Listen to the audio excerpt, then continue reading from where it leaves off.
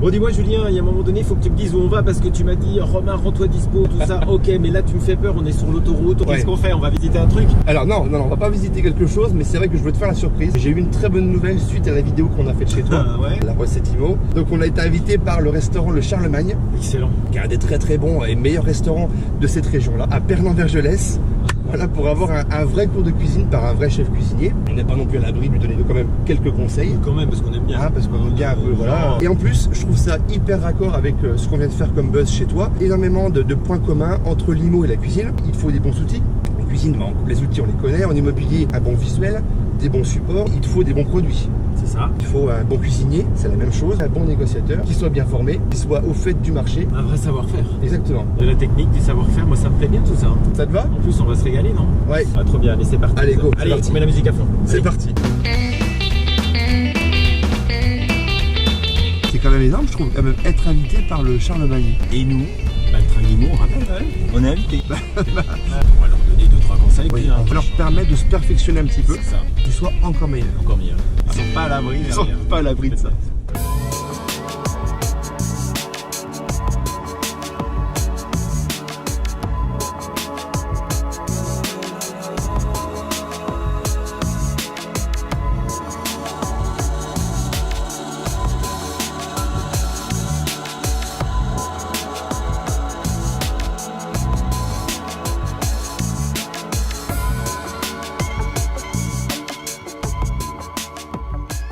Je m'appelle Jordan Pro. Je suis responsable du restaurant Le Charlemagne. J'ai 6 ans de maison, beaucoup d'étoilés, stagiaire ici déjà au Charlemagne il y a une dizaine d'années. Voyage d'étoilés Michelin dans toute la France. Ouverture de restaurant au Caire en Égypte. Moi c'est Guillaume Bastien. Sous-chef de M. Peugeot au restaurant Le Charlemagne à Pernan. Moi ça fait 1 an et demi que je travaille ici. Je travaille à Saint-Barthélemy au Cheval Blanc, ensuite à Paris en étoilé Michelin pour continuer à perfectionner la cuisine. Il y en a une qui est un peu malade, non? Ouais. Il y en a une qui a vomi, je crois, non? Il y a un sens, tu commences par le dos parce qu'il y a un sens particulier ou pas spécialement? Pas spécialement, mais c'est le côté qui est quand même le plus joli. Donc c'est sur ce côté-là qu'on va garder une belle coloration. Côté un petit peu grillé. Doré et grillé. Voilà, doré et grillé.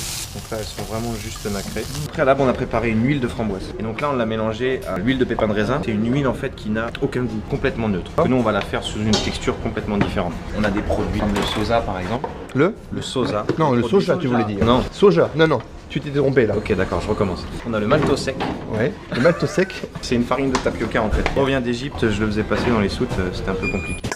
Pas justifié. Alors, Monsieur le douanier, ce n'est pas ce que vous croyez. la farine. Le pouvoir magique de cette petite farine de tapioca, c'est qu'elle absorbe l'huile. On va avoir derrière une texture qui va ressembler vraiment à une neige. Donc voilà, on est vraiment sur une neige avec l'huile de framboise apporter encore du goût. On va goûter puis on va te dire ce qu'on en pense. Parce que si c'est pas bon, tu referas. Ça fond en bouche. Pas grave, t'as le temps. Oui, oui.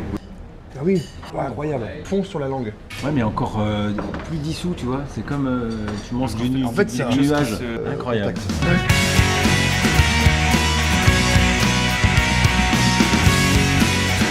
Le petit bouillon, on a récupéré justement les têtes, Ouais. que tout le monde jette bêtement d'ailleurs. Exactement. Donc là simplement on va filtrer, on va récupérer que le jus et donc on va l'infuser au thé. Là on a infusé avec notre thé, notre bouillon de langoustine. Donc Ouais. on l'a aussi fait légèrement réduire. En gros, c'est un nuit tranquille quoi. Tu vas t'y faire. Tu vas t'y faire ou pas?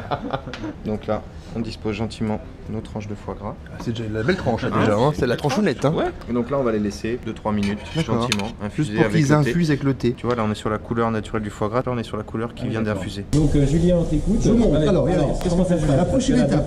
C'est très simple. Ouais. Donc il y en a certains qui les attachent. Moi j'aime bien les faire.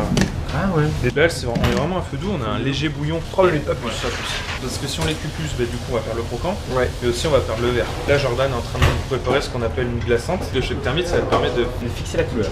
Voilà.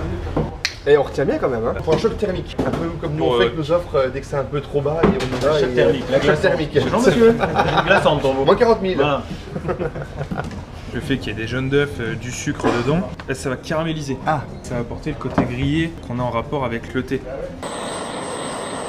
Là on est sur le turbo des côtes bretonnes, tout le menu on va le travailler sur le thé, mais là on va le travailler un peu différemment, on va venir faire un beurre qui va être infusé avec un thé, la partie la plus longue on va dire du plat parce que pour une infusion ça va prendre environ 1 heure.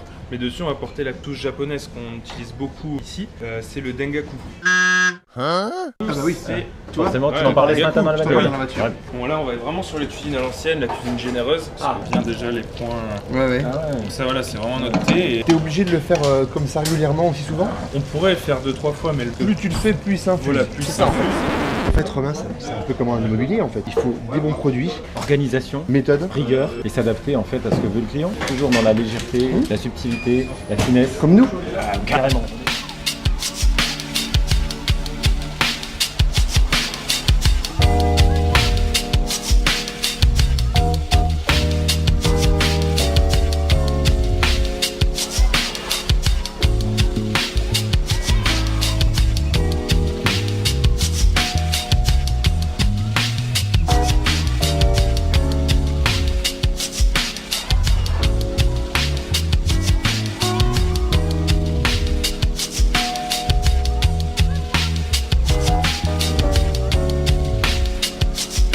Les gars, c'est fini pour nous, on vous remercie. On remercie surtout aussi l'équipe du Charlemagne qui nous a accueillis et surtout les deux chefs du restaurant, donc Bastien et Jordan. Bravo les gars. Pour ce tour incroyable. Merci à vous. Je t'accompagne évidemment de Romain, mon compère de toujours.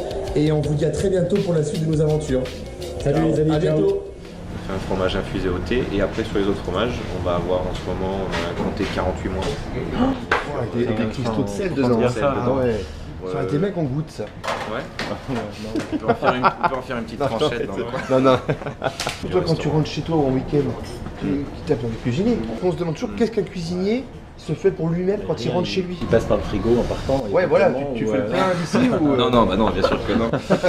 Tu vas pas dire oui en même temps. Tu peux te faire un Burger King sans problème. Par exemple. j'allais dire le Un frigo. Burger King sans problème. C'est vrai Oui, ça oui. passe bien. Bien sûr. Voilà. Et t'auras pas l'aspect critique de la déformation de ton boulot. Petite Tu auras les seconde, cons, mais ils ont ouais, même pas après. fait que- Après, j'en prends 6.